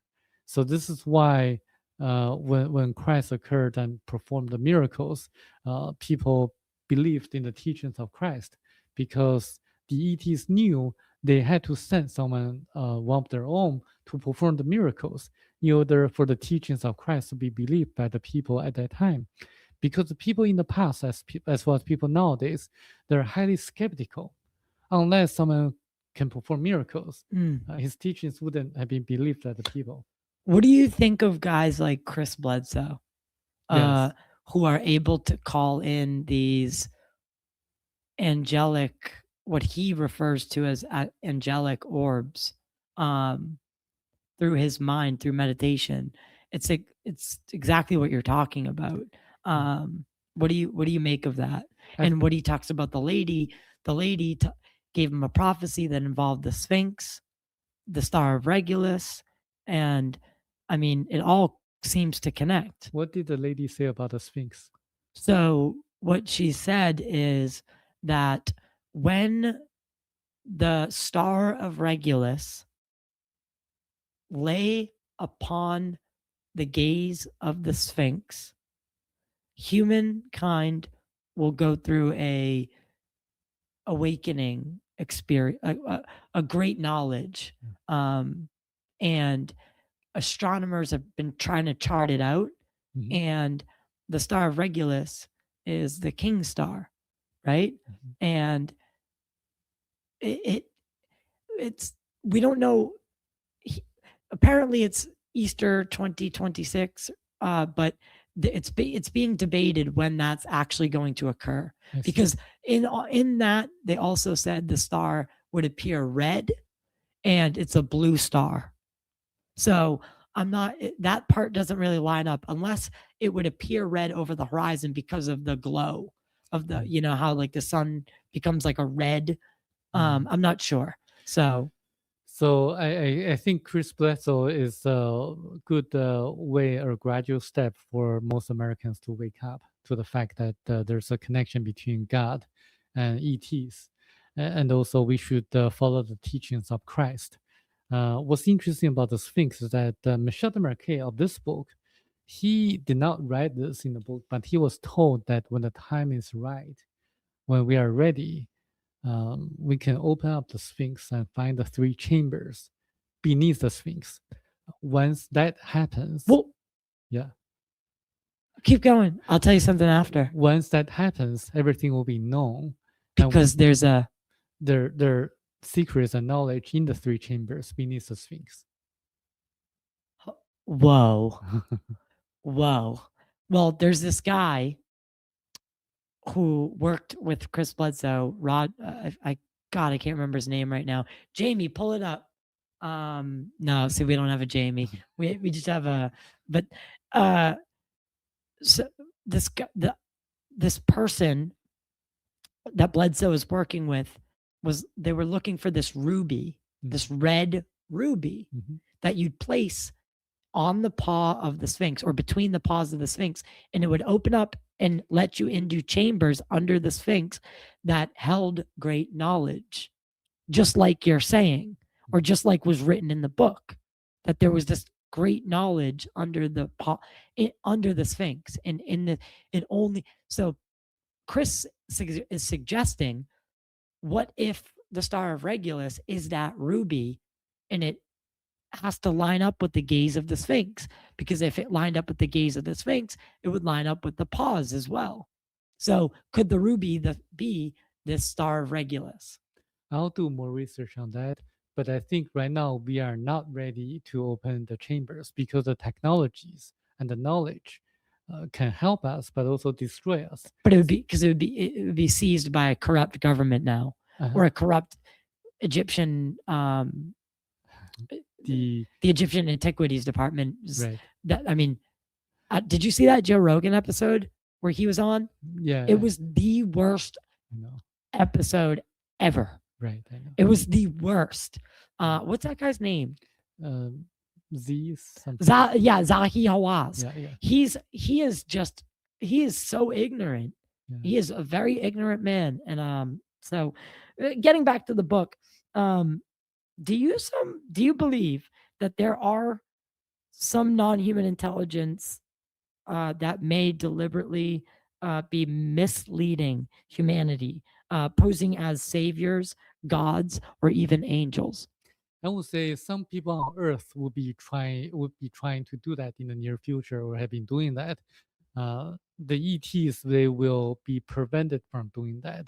I mean, the only ETs that will likely to think about doing this are the ones that are not so spiritually advanced, Great. because they're messing up with the civilization on Earth, and they will be prevented by the Theobans from messing with us, our mind, because we are like elementary school, and their guardians, or their protections against foreign invaders, to really influence negatively the development of the students in the elementary school. So I would think that their role, the Theobans, is to really protect us, to keep us in an environment in which we can grow ourselves. They would prevent the invaders from doing some harmful things to us. Okay. And is discernment the most important survival skill in the coming era of disclosure? Like, because with the advancements of things like AI and, AI video is particularly getting already realistic. And, because discernment of what's actually true is going to be a big factor in what is consensus reality.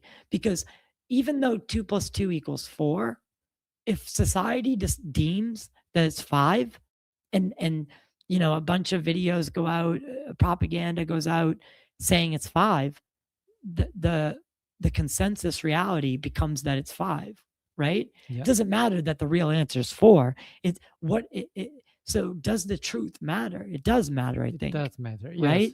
Just like 400 years ago, a lot of people in the Catholic religion believed that we were the center of the universe.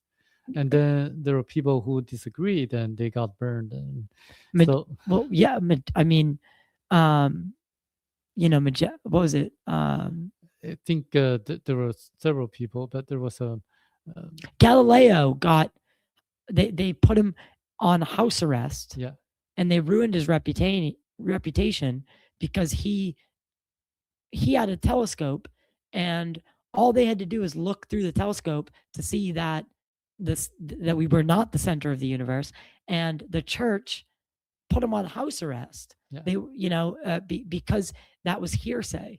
Right. So it seems like guys like Graham Hancock, guys like Michel Desmarquet, they're ahead of their time.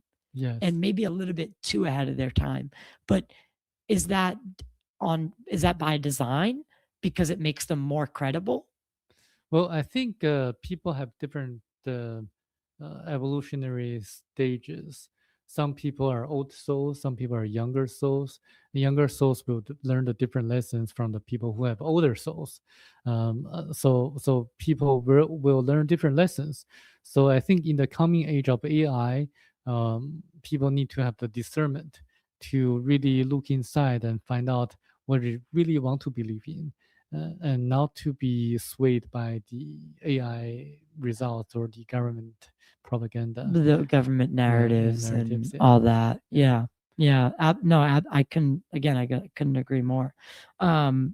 So, what do you think about, or what does the book say about other abduction experiences and this idea of uh, um, hybridization program? I think the hybridization program is the program that involves the military, the U.S. military, or the secret government programs. I don't think they're directly involved. I mean, the highly advanced ETs are not directly involved.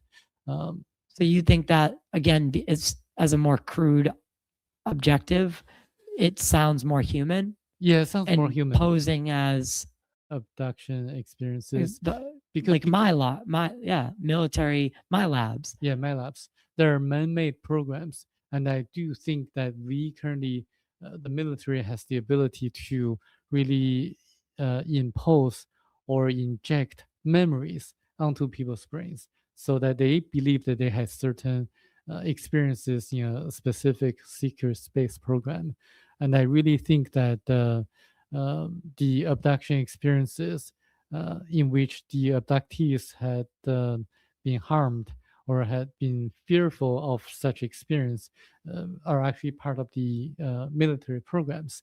And I think the real abduction experiences or the experiences by Michel Desmarquet or Enoch are actually very pleasant experiences Yeah. in which knowledge is learned and then they can share to the people on earth. How long was Enoch gone? Enoch did not come back according to legends, and but that really occurred before the flood. A few decades later, Noah was told to build an ark. So you can imagine the timing. Timing wise, Michel Desmarquet was taken by the ETs to their planet, and a few decades later, what would happen? Using parallel analogy. Wow. Uh, Wow. yeah.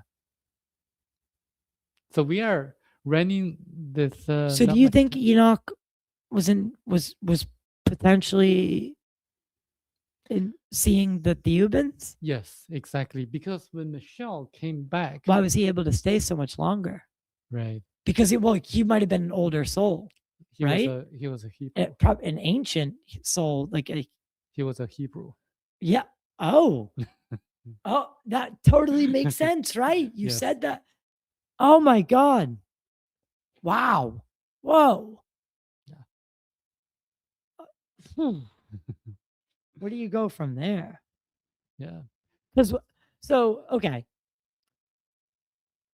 all of these prophecies, all of these things that are told to us, whether it's Quetzalcoatl, whether it's um, the Watchers, whether it's um, eh, any figure like that, they always say they're going to return, right? Yeah.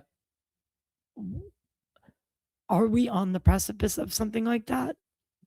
I agree. I think so. The return of Christ, like, could that be something that, I mean, So what happens is that I kind of think, is my personal opinion, is that that's equivalent to the time when we turn in our examination sheets. So we can the actually test? get the test. We can actually have a perfect score, but we can also fail the test. I But the don't think we time. have a perfect score.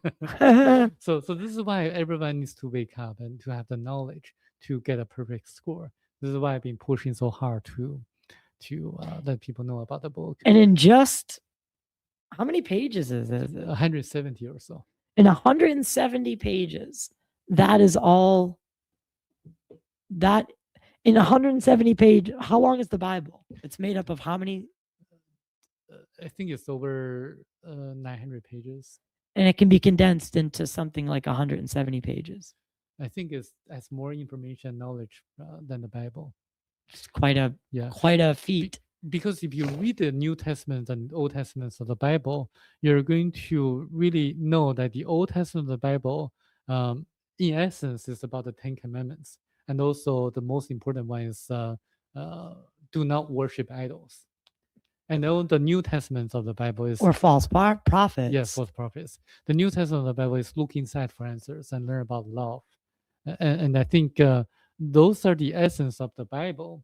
But if you read this book, you're going to learn the ancient civilizations, the pyramid, the Bermuda Triangle, parallel universe, how the ETs come to Earth, how they get out of the Earth, the Akashic record, the time machine, Philadelphia experiment, and also Whoa.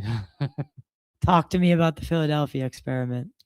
so according to the ETs, the U.S. government has been trying to develop a time machine, and T. they Townsend Brown. yeah. And they say they actually explain to us that it's possible to go back in time and to look at the past.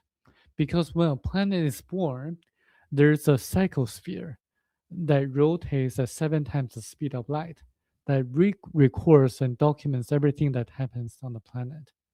When you match the vibrational frequency of the psychosphere, which is 7 times the speed of light, you can actually access the Akashic record or the past as an observer.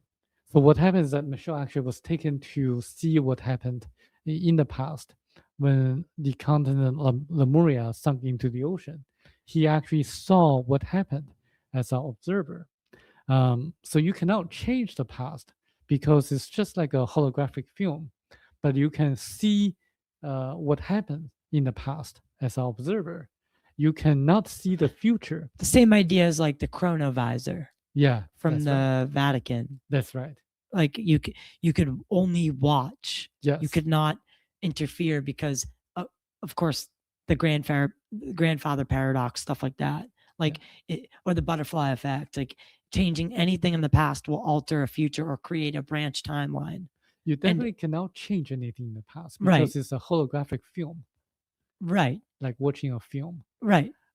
And you can know the probabilities of the future, but you cannot really precisely predict what exactly going to happen in the future because the future is changeable. We have a free will to change the future. There's many futures that exist. It's the same thing as the probability. So all the Schrodinger's cat, right? Yeah. It's put in the box Mhm. and there's poison in the box. Yeah. We don't know. The cat is dead, both dead and alive, until an observer looks in. So there's multiple possibilities, right? There's multiple outcomes, and until a conscious observer observes, both of the possibilities exist. That's right. Right? So the cat is both alive and dead until someone looks and enters that future where they know it's direct apprehension. Yes. So but very interesting. But certain major points, nexus points, person's life is they're fixed because like when a person is born into the life, the entire life, the major events are shown to that person before he or she, her astral body goes into the embryo.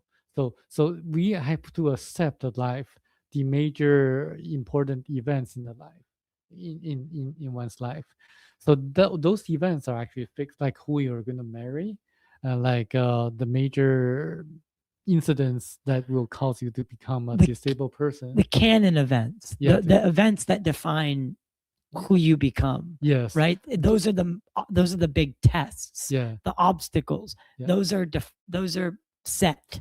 Yeah, those are set. And then I see what you're saying. Those are just like the questions on examination sheet. Those are predetermined. And then how to respond to the challenges depend on your action, your choice. So we have free will to a degree. Yes, to a degree. Yes. To a degree. Yes. That's quite the whoo, gosh.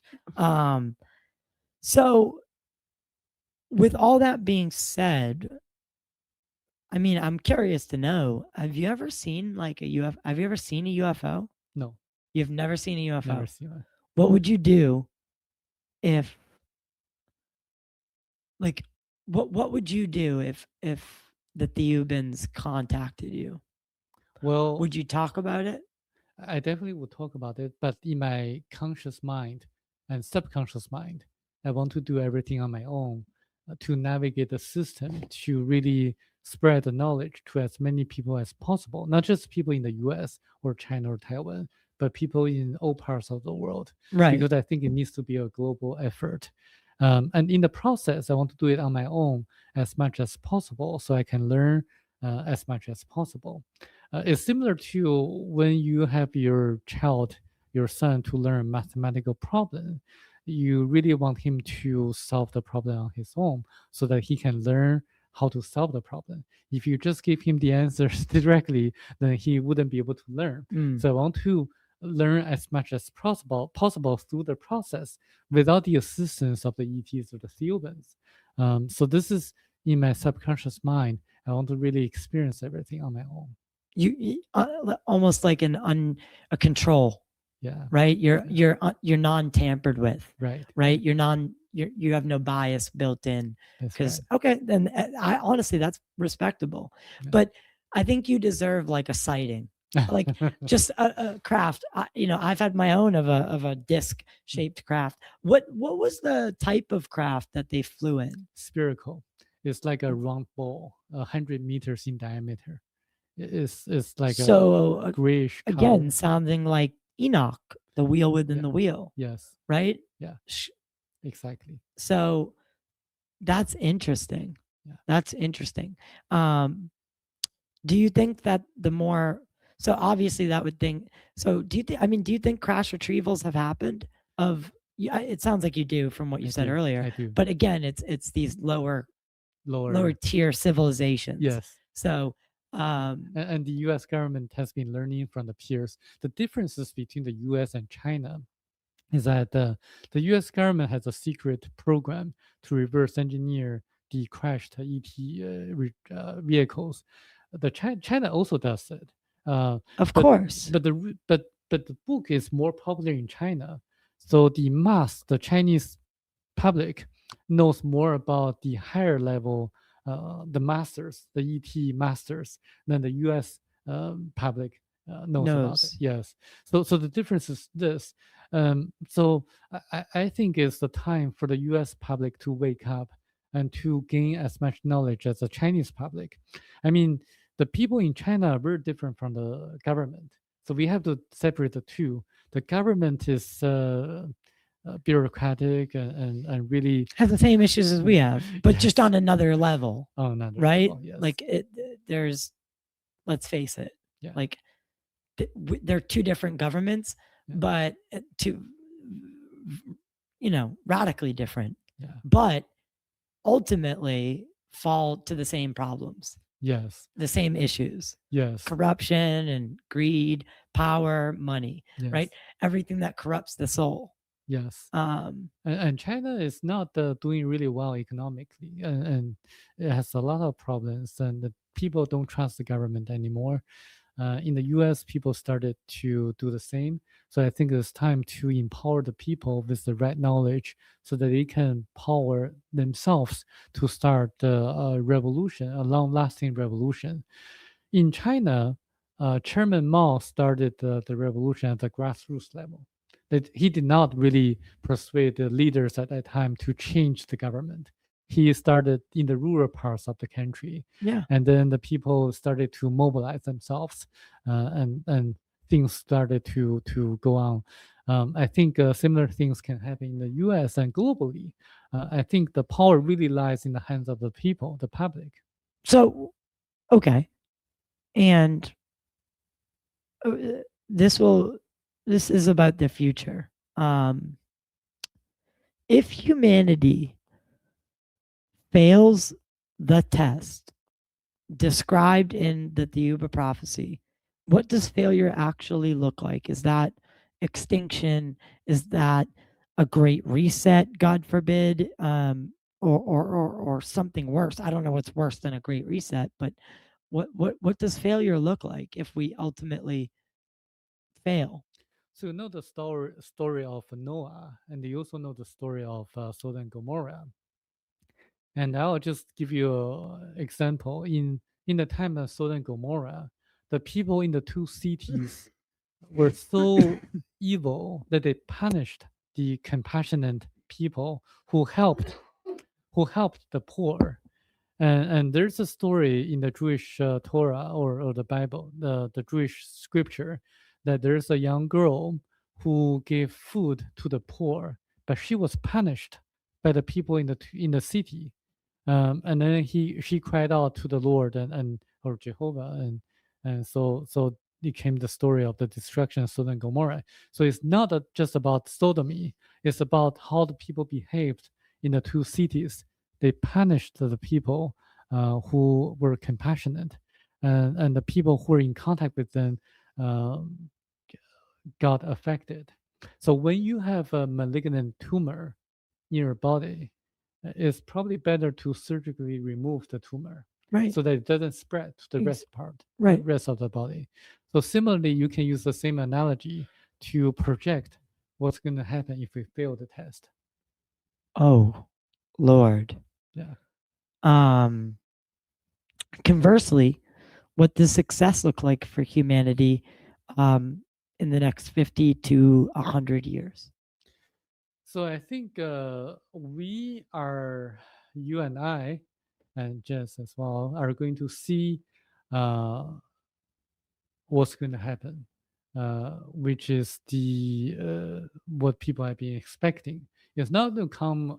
It's not going to come next year or the next decade, but it's going to come in our lifetime, because if you do the calculations, so between the time that Enoch was taken Mm. and the time when Noah was told to build an ark, when the flood really happened, there were about, according to some calculations, is 40 to 80 years of time. So if you do the calculations, Michel was taken in 1987. So 40 to 80 years time, then the event is going to happen from 1987. Okay. Do you think humanity's greatest obstacle right now might be technology, fear, ego, or ignorance of our true nature? Yes, I think it's going to be technology, and also uh, the influences of the cartel or the cabal, composed of the uh, people who control the companies and the secrets. So this is why it's important to mobilize the mass, the public. I met Michel and asked him. Uh, he told me that there are 12 families controlling everything behind the scenes. And I asked him who the 12 families were, and he told me nothing, because the ETs didn't tell him. But he assumed that the Roman Catholic Church is one of the 12 families. And there are others that are probably not very well known to the public. It's definitely not the family that people speculate. No, of course. If and that's what I've always said is the people that are pulling the strings, you've never heard of them. Right. You've never heard of them. Right. They it's not fame. They put on this whole, show. It's the people that are controlling the Epsteins, the Diddies, right? Yeah. Those are their public figures, Yeah. right? And then they're getting blackmail on the most powerful people in all these industries, whether it's Harvey Weinstein in the film industry, whether it's Diddy in the music industry, whether it's Epstein in the financial sector, which touches over to politics, sadly, corrupting presidents, blackmailing presidents. For me, logically, when I think about that, the same people that are behind that have to be the same people that are suppressing this technology, and they don't want to be known. Yeah. Right? Accidentally, I found some clues to uh, the possible kind of people that those people are, because the book talks about auras of the human energy fields, and I really wanted to develop the ability to see the colors of auras. So I found it would help you in court as well. Yeah, definitely. As a juror. Side note, yeah.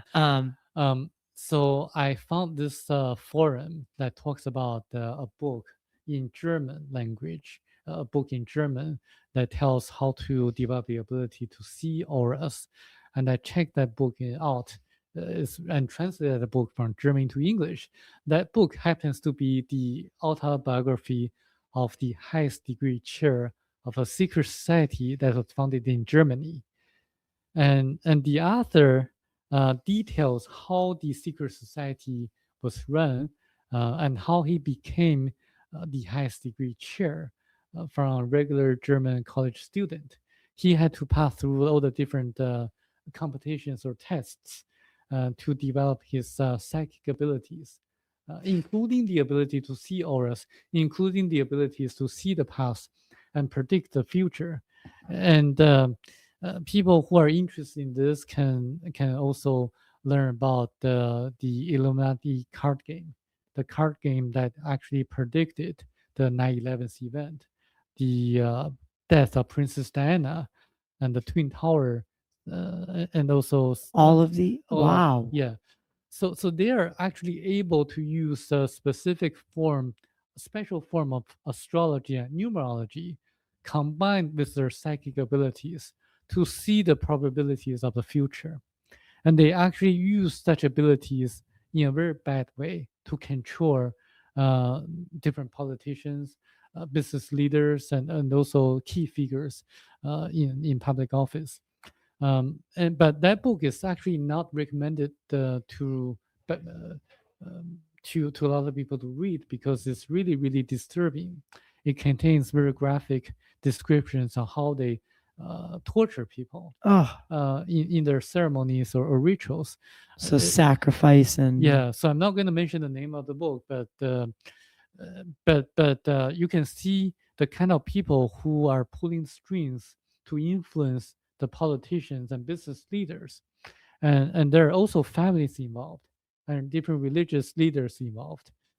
So I've been trying to figure out who those people are, and I'm trying to get there. And if your I audience think knows about that, I let me think know. Bohemian Grove, places like that. Yeah, the deep state and th- also those people. Yeah, so I think we could definitely team up on something like that where I'd love to help you expose something like that. Yeah. Um listen, if everything in the and I took this question from someone on who I told that was you were coming on the show. So I like to get one viewer question. And the viewer question from our membership, um, if everything in the Thiaoouba prophecy were true and the audience knew all of that was fact, what would you tell them to change immediately in their lives? Meditate, look inside for answers. The way is that when you meditate, you not only can increase the counts or the number of stem cells to improve your health, you can also get insights from your higher self, directions how you can help yourself and others, directions on how you can influence or insinuate the ideas of spirituality to your friends, your family members, and colleagues. And I think meditation is actually one of the best ways to not only help your health, physical health, but also your spiritual well-being, and also to help others to know about the knowledge contained in the book. I think that's probably the best way to go. Wow. Okay. Yeah. And we have a couple minutes left. I wanted to kind of give you a rapid fire if you're up to it. Okay. Yes. All right. Yes. So and I would love to have you back. You know that you Mm. have an open door to the studio Great. anytime Thank you you. want to be here. If angels exist, if the watchers exist, do demons exist?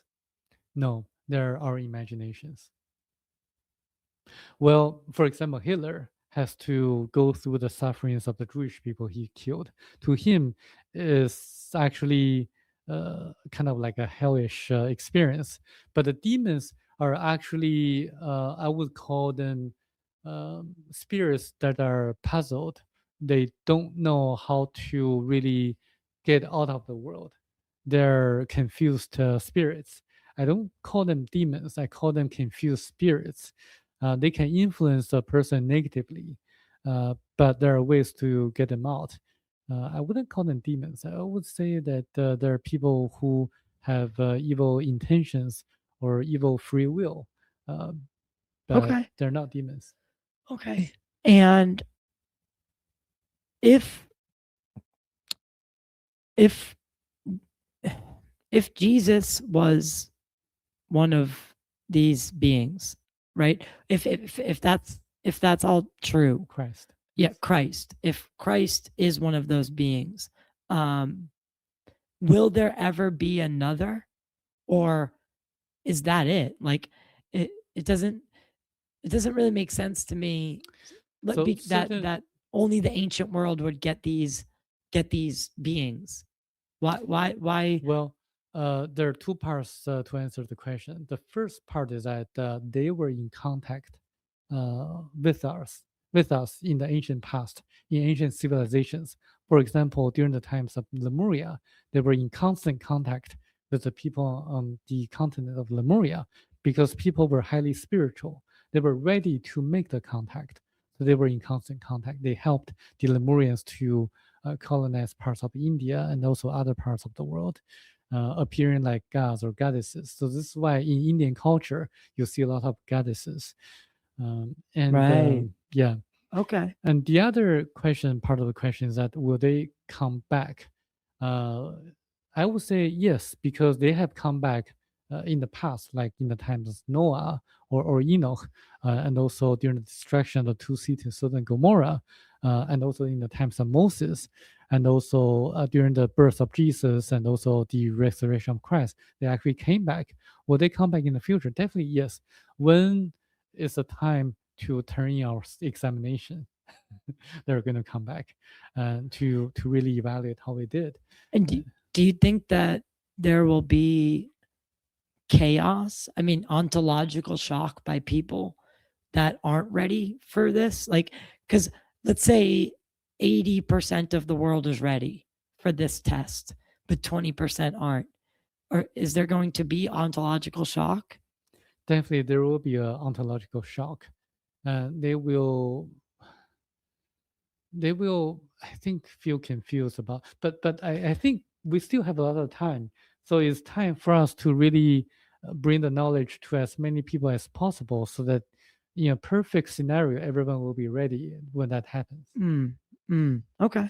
Okay. We still have a lot of time. Because I mean, let's say, let's say all of a sudden in Israel, or in that area, um, all of a sudden something amazing happens and Christ returns, and you know people Um, people are going to wonder if this is real or if it's fake. And of course, I guess they'll find out it's real, but that initial shock factor, the shock value, okay. right?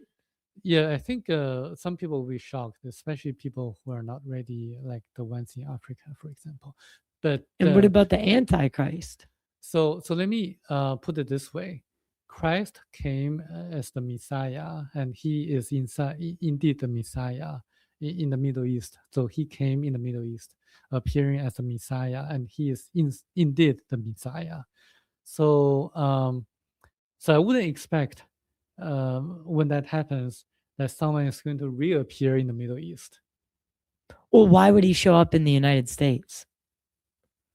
Well, That doesn't make any sense to me. if you read uh, parts of the New Testament, the four Gospels, it actually describes what's going to happen when Christ returns.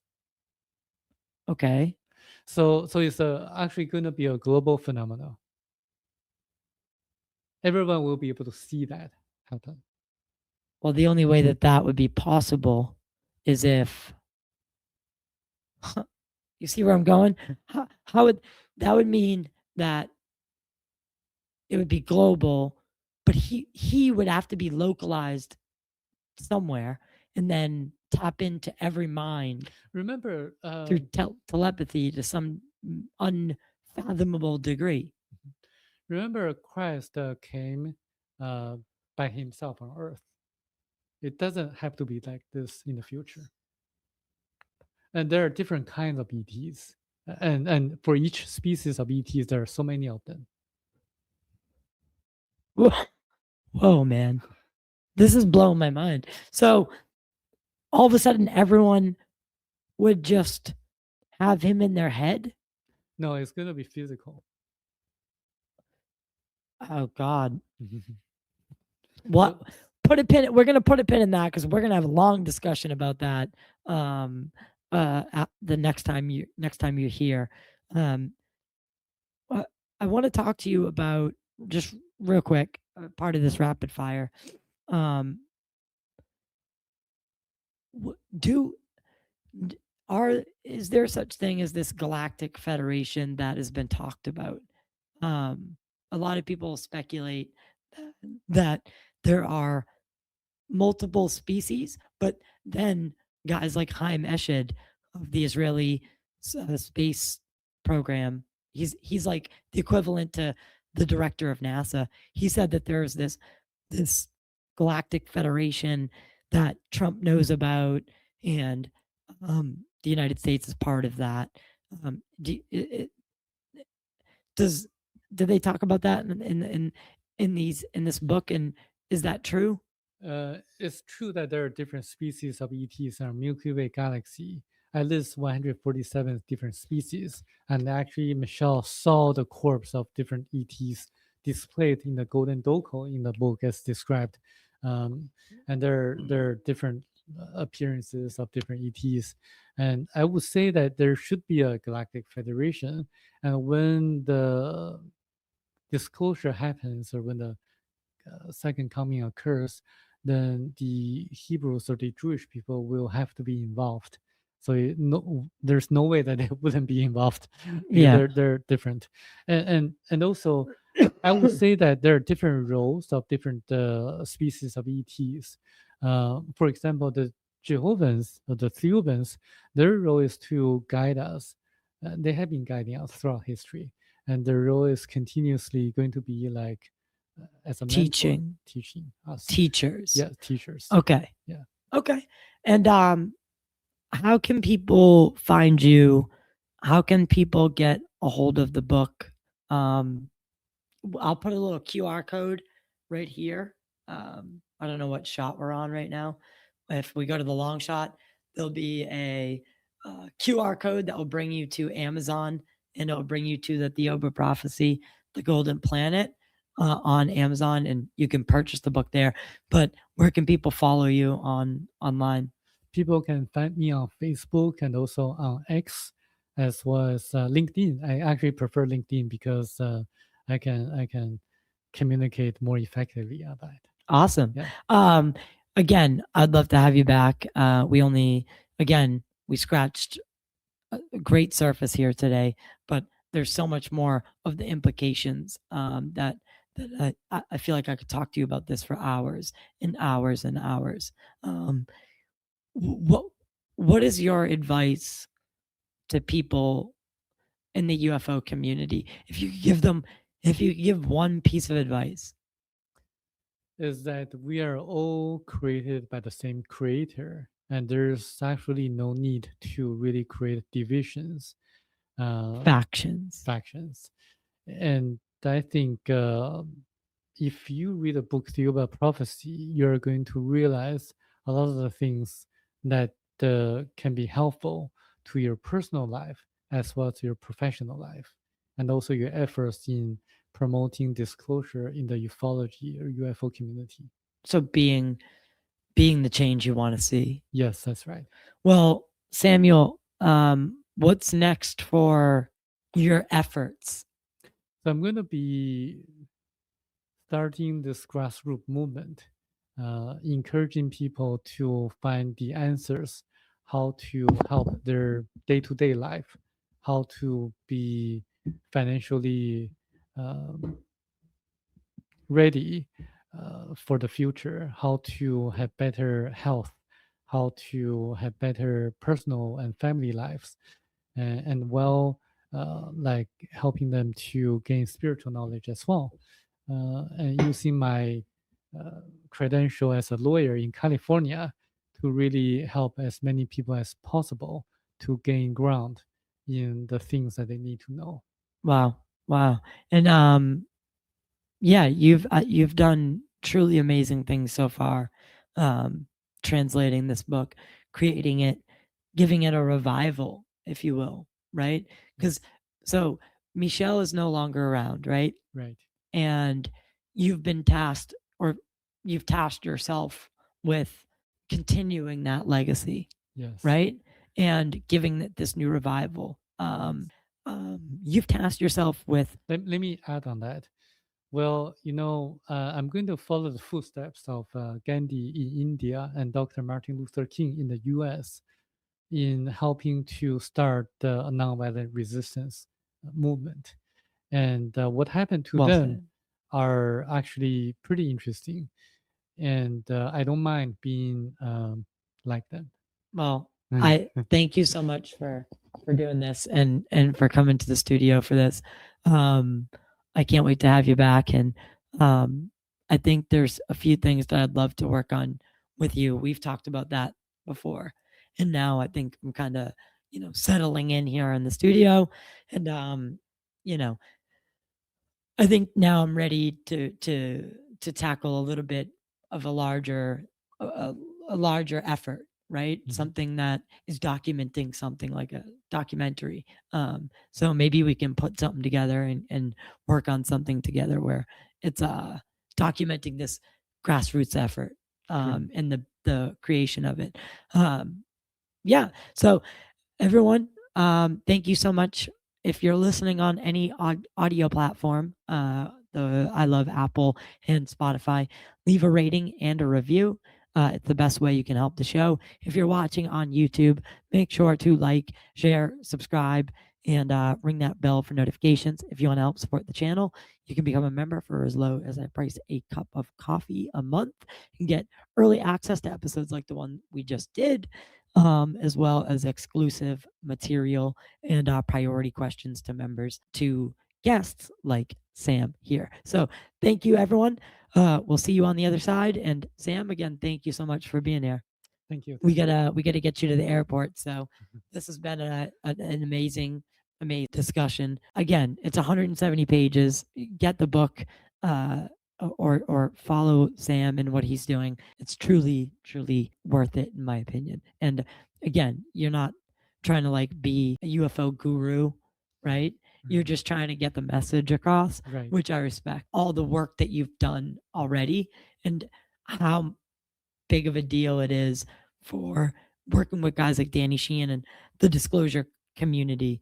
It costs money to do all these things. It's needed. So that's again, your place, I know mine, right? Yeah. So until next time, everyone, we'll see you on the other side. Stay humble, stay kind, and most of all, stay vigilant.